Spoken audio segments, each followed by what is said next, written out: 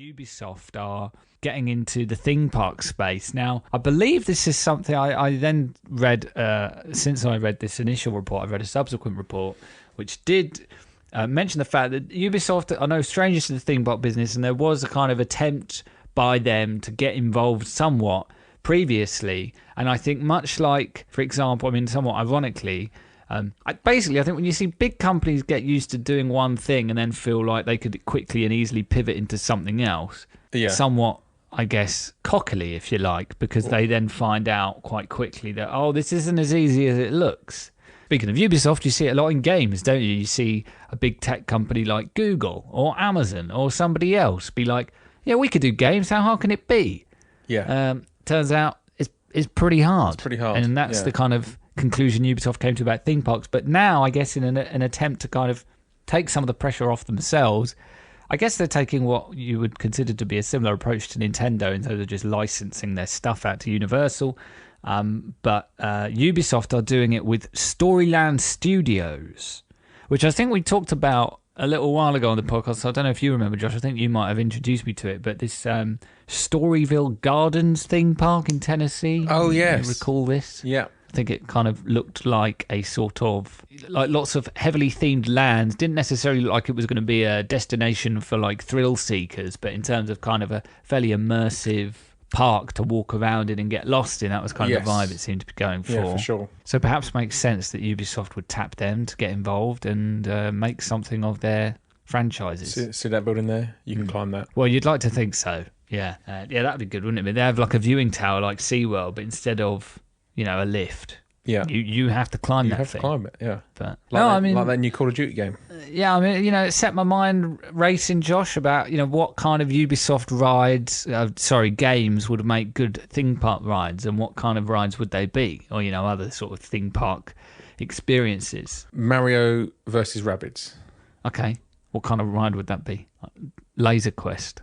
Yeah, like a Toy Story. Like a Buzz Lightyear Light Ranger spin thing. Yeah, or Midway Mania. Like Yeah, that's a good shout. Or Men in Black maybe, or something like that, yeah. You could have an Assassin's Creed dive coaster at the bottom of, it's basically Sheikra with a haystack at the bottom. Yeah, and it does a screech as you drop. Yeah. Yeah. Yeah, that sounds good. Yeah. But like the climb up, rather than it being like slow and smooth like on Sheikra, it's like a bit all over the place. Like you might drop a bit accidentally at some point. You drop backwards though. Yeah. So that could be going. What else have they got? They've got a load of Tom Clancy stuff, I suppose. Not sure what you do with that. It's all a bit generic, isn't it? Yeah. Not very kid friendly either. Just Dance. You'd have a dance like they do in Tomorrowland, or where they have the dance shows. Yeah. Or they have one at like the Pixar area now at Hollywood Studios. They have like an Incredibles dance. Far Cry. Wow. Meet and greets with all the psychotic villains. Oh boy. That would be great fun. Vaz, was it? Vaz, is it? Is he the Far Cry 3 one, I think? He's the one that people sort of...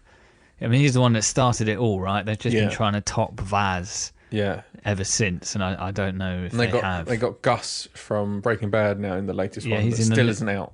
No, that one's out in October, I think. Yeah. Far Cry 6. It's getting a bit much, isn't it? Yeah, when you're starting to put 6 at the end of names, I think there's probably like sound silly. A lot of like older Ubisoft brands that would make good video games. Yeah. What, like Beyond Good and Evil?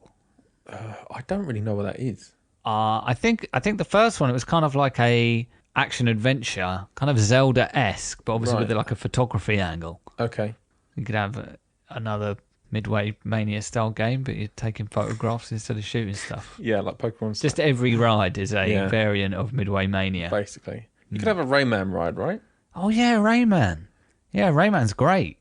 I love Rayman. I reckon you could do a kind of like a Spider-Man-esque ride, but you're like racing and get you're in a place and it's flooding and oh my god, you've got the scoop machine has got a Rayman climb with Rayman. The last few Rayman games have had pretty great music levels as well. You could probably make some fun theme park shenanigans out of that. That'd be good. Yeah.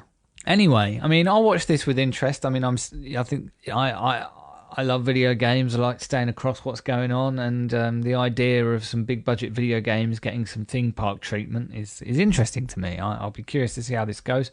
Of course, nothing may come of it. Who knows?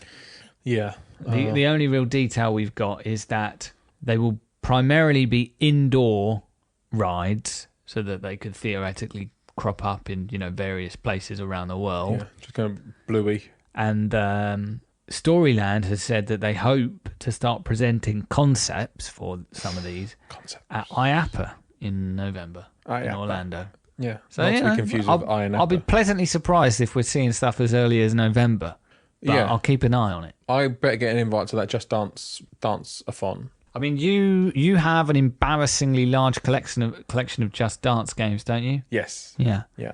Aren't they in this drawer here? No, they've moved. They've been relocated. Yes. Oh, that's a shame. I was going to expose you. Just Dance After Dark. That sounds like some solid. Oh boy. Opening night Disney Plus premium content right there. Love that. Absolutely brilliant. Josh, would you pay for Genie Plus to go on an Assassin's Creed ride? Would you pay for an Assassin's Creed Lightning Lane? I would be even less likely to pay. I mean, Ubisoft They'd have to pay me. Literally do sell time skips in Assassin's Creed these days. Like, level up 1 billion times faster, or just skip this mission, give us some moolah. So they're already in the business of sickening pay to skip, if you like.